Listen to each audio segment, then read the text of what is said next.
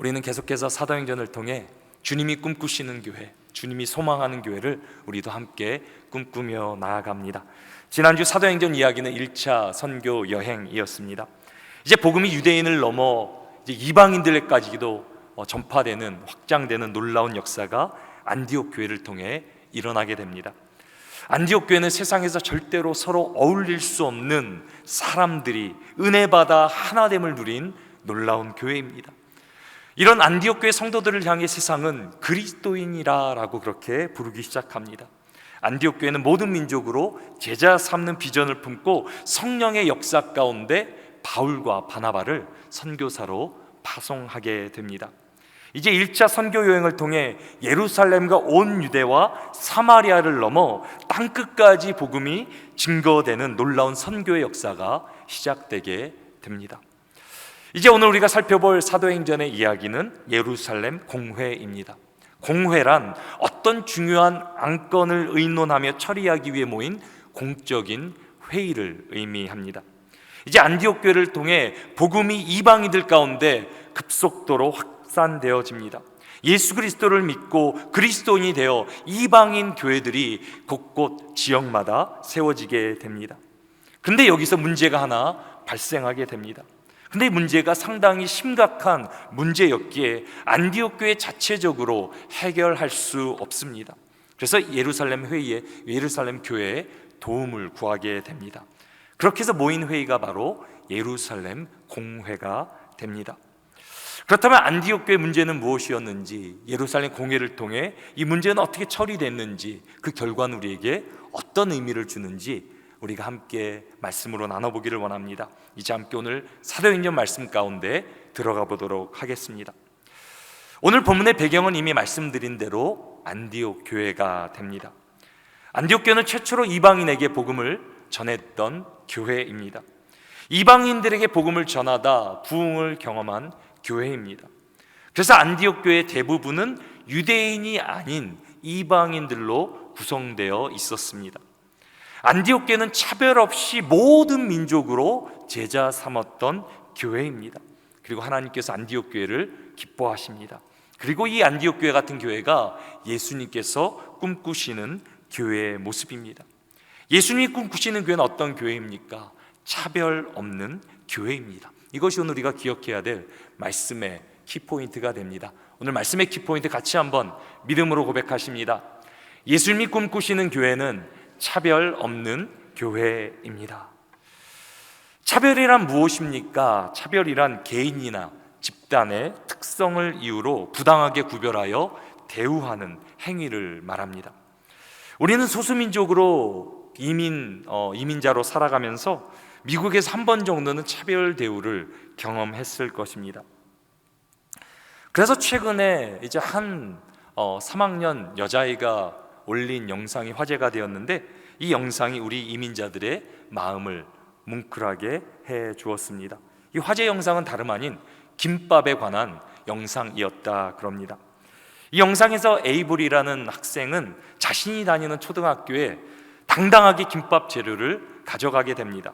그리고 다른 학생들 앞에서 김밥 만드는 법을 자랑스럽게 설명해 주며 영상을 남기게 됩니다.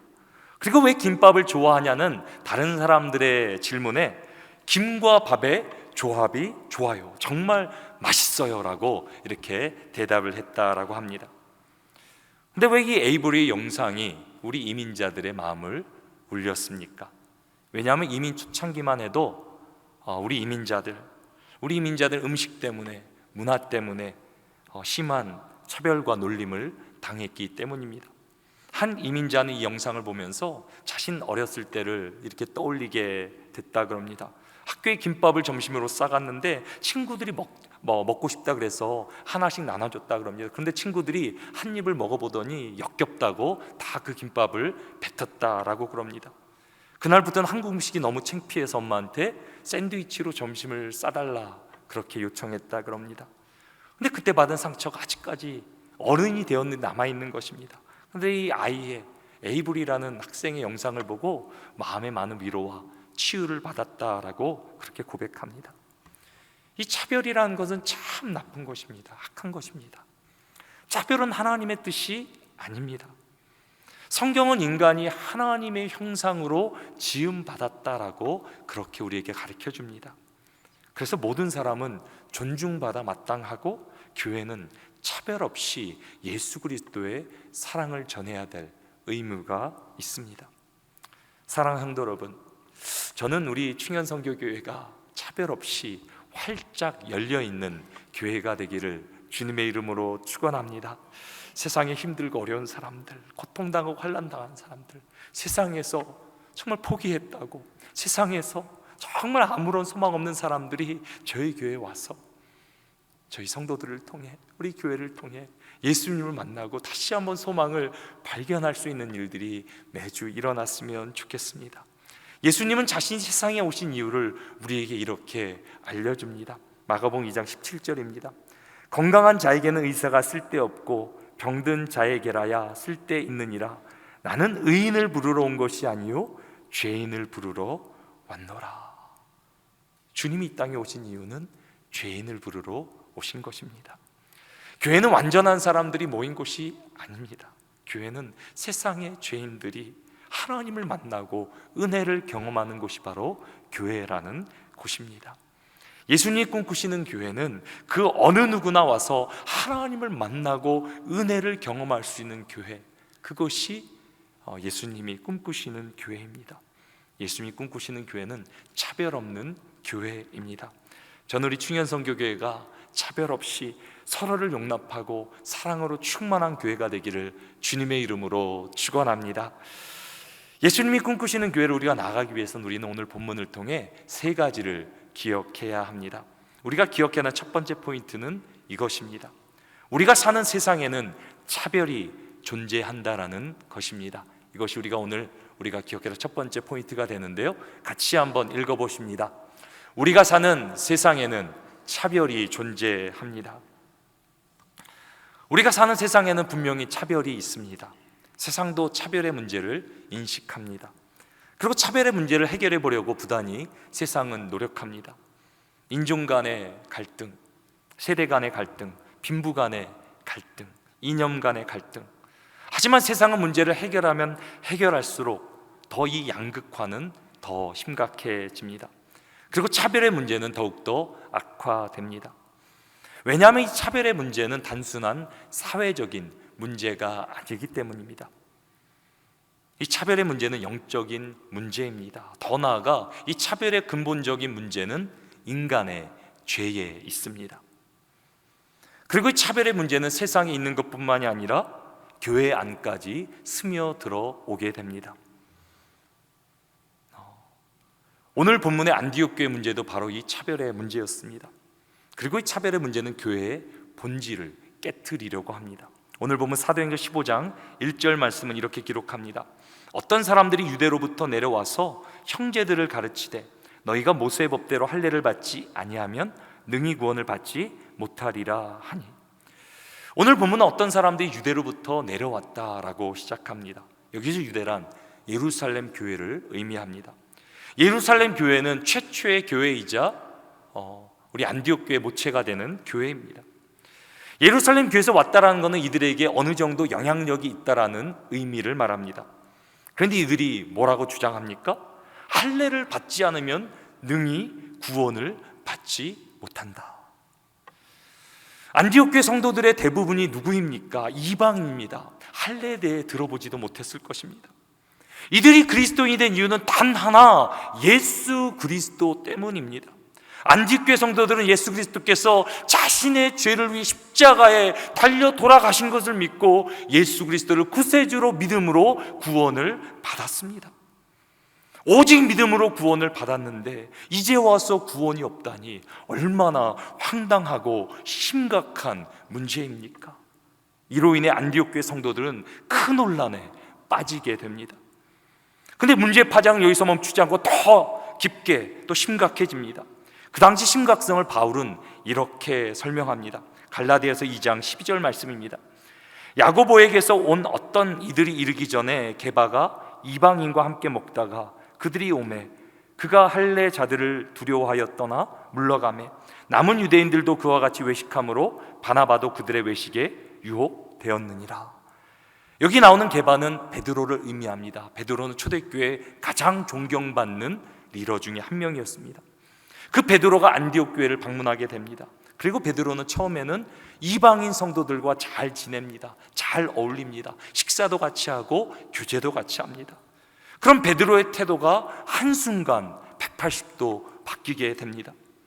바로 예루살렘 교회에서 소위 영향력 있다라는 유대인 성도들이 내려온 후부터입니다. 예루살렘에서 내려온 유대인 성도들은 할례를 강조하기 시작합니다. 그러자 베드로는 슬슬 눈치를 보기 시작합니다. 이제 더 이상 이방인 성도들과 대화는커녕 밥도 같이 안 먹고 이제는 아무런 상관을 하지 않습니다. 그 이유가 무엇입니까? 할례를 받지 않았기 때문입니다. 베드로가 그렇게 행동하자 다른 유대인 성도들도 똑같이 행동하게 됩니다. 심지어는 위로의 사람으로 알려진 바나바까지도 이방인들을 차별하기 시작합니다. 이때 안디옥 교회 성도들이 느꼈을 상실감은 엄청났을 것입니다. 정말 교회만은 나를 받아주고 용납해주고 교회만은 세상에 찾아볼 수 없는 그런 사랑이 있다라고 믿었는데 교회에서조차 차별이라는 것을 경험하며 엄청난 상실감과 모멸감을 경험하게 되었을 것입니다. 처음에는 그토록 안디옥 교회 성도인 것이 자랑스러웠는데 어느 순간 내가 그리스도인인 것이 부끄럽게 느껴졌을 것입니다. 은혜 충만했던 안디옥 교회는 삽시간 만에 혼란의 도가니에 빠지게 됩니다. 이제 안디옥 교회는 유대인과 이방인으로 나눠지고 다툼과 변론이 일어나며 갈등은 점점 고조되어집니다. 안디옥 교회 자치로는 해결할 수 없을 정도의 심각한 상태가 됩니다. 이제 자칫 교회가 쪼개지는 것은 시간 문제고 이방인 선교까지 올스탑 될 수 있는 그런 심각한 사태가 벌어진 것입니다. 그리고 모든 이슈의 중심에 무엇이 있습니까? 할례라는 것이 있습니다. 도대체 이 할례가 무엇이길래 사도 베드로의 태도까지 한순간 바꿔 놓은 것입니까? 이 할례는 유대인들에게 너무나 중요한 일이었습니다. 유대인들에게 할례는 자신들의 정체성 그 자체였습니다. 제가 그래서 할례에 대해서 잠깐 여러분들에게 설명해 드립니다. 할례란 하나님이 이스라엘의 조상 아브라함과 맺은 언약의 징표로 창세기 17장에 기록되어 있습니다. 할례는 남자의 생식기 끝에 표피를 자름으로 더 이상 자신의 육신을 의지하는 것이 아니라 생명의 근원이 하나님께만 있음을 나타내는 귀한 의식이 됩니다. 그리고 하나님은 할례에 관해 이렇게 설명합니다. 창세기 17장 4절입니다. 할례를 받지 아니한 남자 곧 그 표피를 베지 아니한 자는 백성 중에 끊어지리니 그간의 언약을 배반하였음이니라. 하나님은 할례 받지 않는 남자는 백성 중에 끊어지게 될 것이다 라고 경고하십니다. 유대인들에게 할례라는 건 너무나 중요합니다. 하나님 백성의 표시가 됩니다. 이 창세기 말씀에 근거하여 우리 안디옥 교회에 찾아온 그 유대인 성도들도 할례를 받아야 하나님 백성이 될 수 있다 주장했을 것입니다. 그럴듯합니다. 말씀에 근거를 두기 때문에 더 일리가 있습니다. 그래서 사도 베드로도 심지어는 바나바까지도 이들의 주장에 넘어가게 된 것입니다. 사랑하는 성도 여러분, 여러분들은 어떻게 생각하십니까? 지금 우리도 할례를 받아야 구원을 받는다고 생각하십니까? 그렇다면 우리 가운데 몇 명이나 할례를 구원을 받을 수 있겠습니까? 지금 그렇게 말하는 사람이 있다면 말도 안 되는 주장이라고 우리는 그렇게 말할 것입니다. 이미 문제는 2000년 전 예루살렘 공회에서 해결된 문제입니다. 결론부터 말씀드리자면 우리는 구원을 어떻게 받게 됩니까? 오직 예수 그리스도를 믿음으로 구원을 받게 됩니다. 우리에게 주어진 구원은 우리의 행위나 어떤 공로가 아니라 오직 하나님의 은혜로 주어짐을 믿으시기 바랍니다. 구원은 우리에 속한 것이 아니라 하나님의 선물입니다. 믿음으로 그래서 우리는 구원을 얻게 됩니다. 하지만 오늘 본문에서 할례를 주장하는 것 같이 아직도 예수 그리스도를 믿는 믿음 외에 플러스 알파를 주장하는 사람들, 이단들이 있습니다. 그리고 우리도 자칫하면 안디옥 교회 상황같이 본질에서 벗어날 수도 있습니다. 성경이 말하고 있지 않은 것, 우리의 전통, 우리의 행동, 우리의 배경, 복음보다 그것을 더 강조하게 될 수도 있습니다. 오늘 본문의 사도 베드로와 바나바까지 흔들린 이런 일이었다면 우리에게도 결코 비껴갈 수 없는 쉽지 않은 문제라는 것입니다. 그래서 오늘 본문에 나오는 예루살렘 공회의 결정은 교회 역사적으로도 또한 신학적으로도 너무나 중요합니다. 이제 할례 문제를 해결하기 위해 안디옥 교회는 바울과 바나바를 포함한 이제 대표단을 꾸려 예루살렘 교회에 보내게 됩니다. 그리고 바나바와 바울은 예루살렘에 도착한 후에 하나님께서 어떻게 우리를 통해 이방인들에게 놀라운 역사를 일으켜 주셨나 간증을 하게 됩니다. 그런데 예루살렘 교회 가운데 유대인 성도들 가운데도 아직 이방인들이 할례를 받아야 구원을 얻게 된다라고, 이방인에게 할례를 행하고 모세의 율법을 지키라 명하는 것이 마땅하다라고 주장한 사람들이 일어나기 시작합니다. 그래서 베드로를 비롯한 초대교회의 모든 사도들과 리더들이 예루살렘 공회로, 회의로 모이게 됩니다. 그리고 많은 변론들이 나오게 됩니다. 많은 그런 의견들, 또 많은 변론들이 일어나게 되며 이제 끝으로 이런 결론이 나게 됩니다. 예루살렘 공회에서 가장 중요한 변론은 오늘 본문에 나오는 사도 베드로의 변론이 됩니다. 오늘 본문 15장 7절은 이렇게 기록합니다. 많은 변론이 있은 후에 베드로가 일어나 말하되 형제들아 너희도 알거니와 하나님이 이방인들로 내 입에서 복음의 말씀을 들어 믿게 하시려고 오래전부터 너희 가운데서 나를 택하셨다. 베드로가 뭐라고 말합니까? 하나님이 이방인들로 내 입에서 복음의 말씀을 들어 믿게 하시려고 오래전부터 유대인들 가운데 나를 택하셨다. 나를 이방인들의 복음을 전하기 위해 나를 택하셨다라고 말합니다. 지금 베드로는 자신에게 일어난 한 사건을 말하고 있는 것입니다. 그 당시 초대교회 가운데 잘 알려진 사건인데 고넬료 사건으로 알고 있습니다. 이 고넬료 사건은 사도행전 10장에 기록된 사건입니다. 하루는 베드로가 기도하려고 이제 옥상에 올라갑니다. 베드로가 기도하려고 할 때가 정오 12시였는데요. 기도하다가 이제 배가 고파집니다. 이제 점심을 먹으려 기다리는데 갑자기 먹는 환상이 이게 하늘에서 열리며 보이기 시작합니다. 환상 가운데 하늘이 열리며 큰 보자기 가운데 각종 짐승들이 있는데 성경에서 말하는 가증한 짐승들, 정말 부정한 짐승들이 다 담겨 있습니다. 경건한 유대인이라면 이 짐승들을 피해야 되겠죠. 근데 어떤 소리가 들리기 시작합니까? 이 부정한 짐승들을 먹으라라는 소리가 들리기 시작합니다. 깜짝 놀란 베드로는 절대 그럴 수 없다라고 대답합니다. 근데 또 음성이 들리는데 하나님께서 깨끗하게 하신 것을 네가 부정하다, 속되다 말할 수 없다라는 음성이 들립니다. 이런 일이 3번이나 반복된 후에 누가 베드로를 찾아오게 됩니까? 고넬료라는 사람이 보낸 사람들이 찾아옵니다. 고넬료는 이방인입니다. 환상에서 부정한 짐승을 먹으라는 의미는 이 고넬료 이방인과의 만남을 의미합니다. 이제 베드로는 성령의 이끌리심을 받아 고넬료의 집에 방문하게 되고 모든 친척들과 친구들을 모아놓은 고넬료는 베드로를 기다리고 있습니다. 그래서 베드로가 그들에게 복음의 말씀을 전하는 가운데 놀라운 역사가 일어납니다.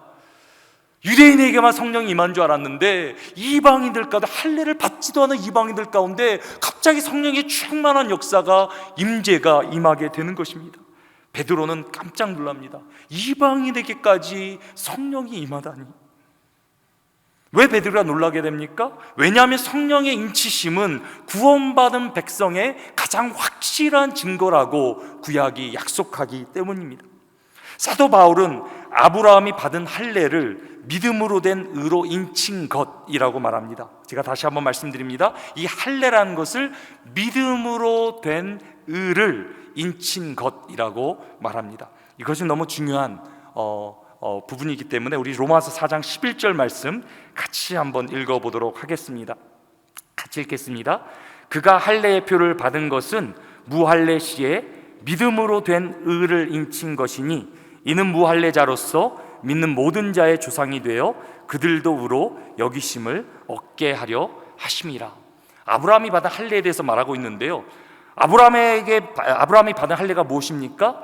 믿음으로 된 의, 믿음으로 옳다 하심을 받은 거에 대한 인친 것이다. 다시 말하면 할례는 아브라함이 구원받은 외적인 증거가 됩니다. 믿음으로 아브라함이 이제 하나님의 옳다 하심을 받았는데 그것을 외적으로 보여주는 것이 할례다. 그러니까 할례는 구원이 아니죠. 믿음으로 아브라함도 구원을 받았는데 할례를 통해 구원이 임했음을 보여주는 표시가 되는 것입니다. 그런데 사도 바울은 할례보다 더 확실한 구원의 증거가 우리 가운데 주어졌다라고 말합니다. 에베소서 1장 13절입니다. 그 안에서 너희도 진리의 말씀 곧 너희의 구원의 복음을 듣고 그 안에서 또한 믿어 약속의 성령으로 인치심을 받았으니. 할례가 아닌 또 다른 인치심이 있다, 표징이 있다라고 말하는데 그것을 바로 성령이라 말합니다. 성령의 인치심이라고 말합니다. 성경은 성령의 인치심을 그래서 마음의 할례라라고 표현합니다. 육체적으로 받은 할례보다 더 중요한 것이 마음의 할례입니다. 육체의 할례보다 더 확실한 구원의 증거가 바로 마음의 할례, 성령의 임재, 성령의 인치심인 것입니다. 사랑하는 성도 여러분, 이미 성령의 인치심을 받았다면 할례를 받아야 합니까? 아니죠. 할례보다 더 확실한 구원의 인치심이 바로 성령의 임재이기 때문에 성령의 임재가 임했다, 성령을 받았다라면 할례를 받을 필요가 없는 것입니다. 그래서 베드로는 이 말씀에 의거하여 새 언약에 의거하여 이방인들에게 세례를 베풀게 됩니다. 할례를 베푼 것이 아니라 세례를 베풀게 됩니다. 그리고 베드로는 이방인을 통해 성취된 새 언약의 근거에 이렇게 고백합니다. 오늘 본문 8절과 9절 같이 한번 읽어보십니다. 또 마음을 아시는 하나님이 우리에게와 같이 그들에게도 성령을 주어 증언하시고 믿음으로 그들의 마음을 깨끗게 하사 그들이나 우리나 차별하지 아니하셨느니라. 베드로가 뭐라고 고백합니까? 우리 하나님은 차별하는 분이 아니시다. 유대인들이나 이방인들이나 똑같이 믿음으로 하나님의 은혜에 의해 구원을 주신다라고 말씀하십니다. 그리고 그 사실을 누가 증거하는 것입니까? 우리 안에 계신 성령님께서 그 구원을 증거하신다라고 말합니다. 사랑하는 성도 여러분, 여러분들은 예수 그리스도를 믿으십니까? 정말 믿으십니까? 저는 말씀을 듣는 여러분들 모두, 또 우리 충현선교회 출석한 모든 분들이 우리 예수 그리스도를 믿게 되기를 주님의 이름으로 축원합니다. 근데 예수 그리스도 우리 안에 증거하시는 분이 누구시라고요? 성령님이라 그럽니다. 성령이 아니고는 주를 그리스도라 고백할 수 없다 그래요. 여러분들 가운데 만약에 예수 그리스도 주로 증거하신다면, 고백하신다면 이미 여러분들 안에 성령님의 인치심이 임한 줄로 믿으시기 바랍니다. 이것이 성경이 우리 가운데 가르쳐주고 있는 진리입니다. 그리고 하나님은 이 성령의 인치심을 유대인과 이방인 상관없이 차별 없이 내어주셨다, 부어주셨다 말씀하십니다. 우리를 향하신 하나님의 은혜는 그래서 차별이 없습니다. 이것이 우리가 기억해야 될 오늘 말씀의 두 번째 포인트가 됩니다. 우리 두 번째 포인트 같이 한번 믿음으로 고백하십니다. 우리를 향하신 하나님의 은혜는 차별이 없습니다. 우리가 사는 세상에는 온갖 차별이 존재하지만 우리를 향하신 하나님의 그 사랑, 그 은혜에는 차별이 없습니다. 우리의 배경이 어떻든지, 신분이 어떻든지, 인종이 어떻든지, 우리의 상황과 환경에 상관없이 우리 하나님은 우리에게 은혜를 베풀어 주십니다. 그리고 있는 모습 그대로 우리를 받아주십니다. 우리가 잘나서 무언가를 잘해서 완전해서가 아니라 부족한 모습 그대로, 죄인된 모습 그대로 우리를 받아주시며 은혜를 베풀어 주십니다. 그렇기 때문에 오늘 본문에서 베드로는 이렇게 결론을 내립니다. 오늘 본문 10절입니다. 그런데 지금 너희가 어찌하여 하나님을 시험하여 우리 조상과 우리도 능히 매지 못하던 멍에를 제자들의 목에 두렸느냐. 하나님도 차별하지 않으시는데, 하나님도 이방인들에게 차별하지 않으시고 은혜를, 성령을 베풀어 주시는데 왜 너희들이 이방인들을 차별하느냐? 그리고 베드로는 차별이라는 것을 이렇게 기가 막히게 표현합니다. 우리 조상도 우리도 능히 매지 못하던 멍에를 제자들의 멍에 매려고 하느냐? 차별이 무엇입니까? 다른 사람들에게 짐을 지우고 그들을 억압하는 것이다. 차별하지 말라. 하나님 우리에게 차별하지 않으셨다. 하나님 우리를 자유케 하시고 은혜를 베풀어 주시고 우리의 짐을 덜어주셨는데 우리는 왜 다른 사람들에게 짐을 지우냐? 차별하지 말라라고 말합니다. 사도 바울도 이방인들을 차별하는 유대인들을 향해 비슷한 말을 합니다. 갈라디아서 2장 4절입니다. 이는 가만히 들어온 거짓 형제들이라. 그들이 가만히 들어온 것은 그리스도 예수 안에서 우리가 가진 자유를 엿보고 우리를 종으로 삼고자 함이로다. 차별이 무엇입니까? 예수 안에서 우리가 누려야 되는 자유를 빼앗는 것이며 우리를 다시 종으로 삼는 것이다. 그것이 차별이 하는 일이다라고 사도 바울은 차별에 대해 그렇게 말합니다. 그렇다면 차별의 반대는 무엇이겠습니까? 차별을 어떻게 우리가 해결하겠습니까? 차별의 반대는 은혜입니다. 은혜. 그래서 오늘 본문 11절은 초대교회에 일어난 할례 문제의 종지부를 찍으면서 결론과 같은 말씀을 이렇게 내립니다. 우리 한번 11절 말씀 같이 한번 읽어보겠습니다. 함께 읽겠습니다. 그러나 우리는 그들이 우리와 동일하게 주 예수의 은혜로 구원받는 줄을 믿노라 하니라. 아멘. 나의 나된 것은 오직 하나님의 은혜인 줄로 믿습니다.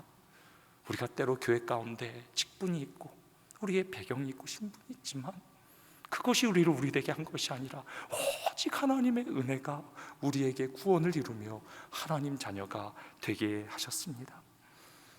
그런데 아직도 우리 안에 차별의 마음이 있다면, 다른 사람들을 판단하고 다른 사람들을 낮게 여긴다면 아직도 우리는 은혜를 깨달지 못한 것입니다. 나 같은 죄인 살리신 주님의 은혜를 안다면 우리가 어찌 다른 사람들을 판단하며 다른 사람들을 정죄하며 다른 사람들을 차별할 수 있겠습니까? 이제 우리는 더 이상 차별의 삶이 아니라 은혜의 삶을 살아야 됩니다. 이것이 우리가 기억해야 될 오늘 마지막 세 번째 포인트가 됩니다. 우리 같이 세 번째 포인트, 믿음으로 고백하십니다. 우리는 차별이 아니라 은혜로 살아야 합니다. 차별이 아니라 은혜로 사는 그 삶, 그 교회 가운데 하나님께서 놀랍게 역사하십니다.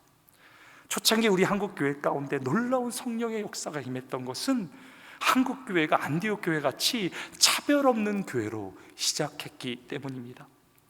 그리고 한국교회 역사 가운데 아름다운 이야기가 하나 있는데요, 바로 조덕삼 장로님과 이자익 목사님의 그런 스토리입니다. 이제 조덕삼은 장로님이 되시기 전에 데이트라는 선교사님을 통해 예수님을 믿게 됩니다. 그리고 조덕삼은 자기 집에서 머슴살이 하였던 종되었던 이자익을 전도해서 함께 신앙생활을 하게 됩니다.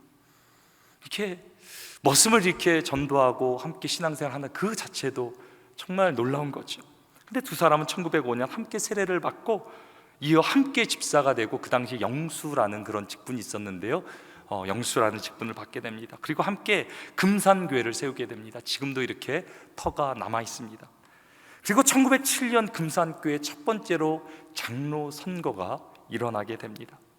그 당시 조덕삼은 김제의 최고의 부자였습니다. 교회를 지을 땅을 헌물도 해줬고요, 교회 재정의 대부분을 감당하고 있어서 너무나 중요하고 영향력 있던 사람이었습니다. 그뿐 아니라 동네 많은 사람들이 조덕삼의 소장농이었습니다. 반면 이자익은 누구입니까? 머슴이었습니다. 외지에서 온 사람입니다. 17살부터 머슴 생활을 하면서 조덕삼의 선처로 결혼도 하게 되고 신앙생활도 시작했습니다. 그리고 장로 선거 당시에 조덕삼은 41살, 그리고 이자익은 26살이었다라고 기록합니다. 모든 사람의 기대는 무엇입니까? 조덕삼이 장로가 되는 것입니다. 그런데 모두의 상상을 뛰어넘고 이자익이 장로로 선출됩니다.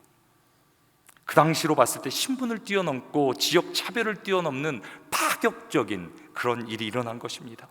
그래서 모두가 당황하여 술렁거리기 시작합니다. 교회가 자칫하면 어려운 일을 당할 수 있는 상황입니다. 근데 그때 조덕삼이 일어나 이렇게 모두에게 말합니다. 우리 금산교회는 참으로 훌륭한 일을 해냈습니다. 저희 집에서 일하고 있는 이자익 영수는 저보다 신앙의 열의가 대단합니다. 참으로 감사합니다. 나는 하나님의 뜻을 겸허히 받아들여 이자익 장로를 잘 받들고 더욱 교회를 잘 섬기겠습니다. 얼마나 멋진 신앙의 모습입니까? 이것이 말뿐이 아니라 정말 그렇게 살았습니다. 우리 조덕삼 나중에 장로님이 된 장로님은 이자익 장로님을 극진히 섬겼는데요. 나중에 이자익 장로님은 평양신학교에 입학하게 되고 우리 조덕삼 장로님은 이자익 장로님을 그때도 극진히 섬기게 됩니다. 그리고 신학교에 갔을 때 이제 장로가 비게 돼서 자신이 장로가 되게 됩니다. 그리고 조덕삼 장로님은 우리 이자익 목사님이 끝까지 목회를 목사 안수를 받을 때까지 그 모든 것들을 학자금과 생활비 일체를 다 지원해 줍니다. 그리고 이렇게 목사 안수를 받고 졸업하자 어떻게 됩니까? 이제 이자익 목사님을 교회로 초빙하여 담임 목사로 잘 받들어 섬겨주게 됩니다. 그 당시로는 파격적이고 아무도 상상하지 못했던 일, 신분과 배경을 초월하여 머슴을 섬긴 주인, 세상에선 절대로 일어날 수도 상상도 할 수 없는 일이 조선 땅에 일어난 것입니다. 하나님의 은혜가 아니고는 절대로 이해할 수도 설명도 불가능합니다. 그런데 이 모습을 보고 어찌 세상이 감동받지 않겠습니까? 이런 교회들이 우리 한국 교회 가운데 있었기에 우리 한국 교회의 시작이 안디옥 교회 같은 정말 평등한, 정말 모든 사람들을 주님을 대하듯이 대했기에 한국 교회에 놀라운 부흥의 역사가 일어나게 된 것입니다. 저는 한국 교회 역사 가운데 이런 위대한 정말 믿음의 사람들이 있음이 얼마나 감사하고 자랑스러운지 모릅니다. 이것이 우리 신앙의 뿌리이자 우리 교회가 우리가 나가야 될 방향임을 믿으시기 바랍니다. 우리가 이렇게 산다면, 우리가 이런 교회를 이룰 수 있다면, 세상에는 온갖 차별이 존재하지만 우리는 모든 사람들을 차별 없이 그리스도의 사랑으로 대할 수 있다면 세상이 얼마나 감동이 되겠습니까? 교회가 이 차별의 문제를 해결하지 못한다면 세상에 어디서도 이 문제를 해결할 수 없습니다. 그런데 이것이 바로 예수님의 모습입니다. 만물을 창조하셨지만 모든 영광을 버리시고 이 땅에 오셔서 가장 낮은 종의 모습으로 우리를 섬겨주신 주님이 이 길을 걸어가셨기에, 십자가를 걸어가셨기에 우리가 오늘도 하나님의 자녀가 될 수 있는 은혜를 누리는 것 아니겠습니까? 세상에는 차별이 존재합니다. 그러나 우리 교회는 달라야 됩니다. 우리는 차별이 아닌 예수 그리스도를 닮은, 예수 그리스도를 바라보는, 그분만을 붙드는 은혜의 삶을 살아야 됩니다. 예수님이 꿈꾸시는 교회는 차별이 없는 교회입니다. 우리 이번 한 주간도 오직 주님의 은혜만 붙들고 우리가 서로를 뜨겁게 사랑함으로 주님이 꿈꾸시는, 주님이 기뻐하시는, 주님이 영으로 충만하게 하시며 부흥케 하시는 놀라운 주님의 교회를 이 땅 가운데 살아가게 되기를 주님의 이름으로 축원합니다.